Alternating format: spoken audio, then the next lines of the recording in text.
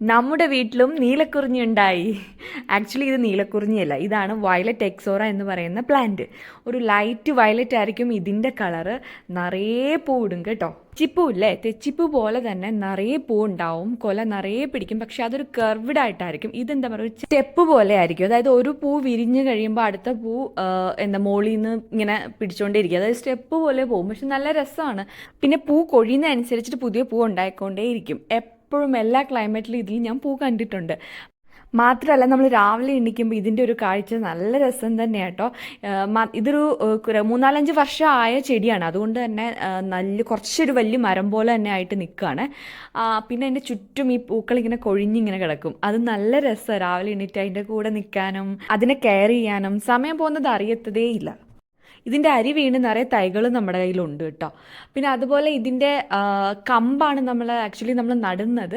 പിന്നെ നല്ല സൺലൈറ്റ് കിട്ടുന്ന സ്ഥലത്താണെങ്കിൽ നല്ലോണം പൂ ഉണ്ടാവും കേട്ടോ. അപ്പോൾ ഇത് നല്ല രസമാണ്. അപ്പോൾ നിങ്ങൾക്ക് ഇതെല്ലാം ചെടി കിട്ടുവാണെങ്കിൽ വാങ്ങിച്ച് നട്ട് നോക്ക്, സൂപ്പറാണ്. ഇതിനാണെങ്കിൽ അധികം കെയറും വേണ്ട. പിന്നെ ഞാനൊരു ചെടിപ്രേമി ആയതുകൊണ്ട് എനിക്കിത് നോക്കാനും കാണാനൊക്കെ ഭയങ്കര ഇഷ്ടമാണ്. അപ്പോൾ എന്നെപ്പോലെ ഇഷ്ടമുള്ള ആരെങ്കിലും കാണുമല്ലോ. അപ്പോൾ അങ്ങനെയുള്ളവർ ഈ ചെടി കിട്ടുമ്പോൾ ഒന്ന് വാങ്ങിച്ച് നട്ടു നോക്ക്, നല്ല രസമാണ്.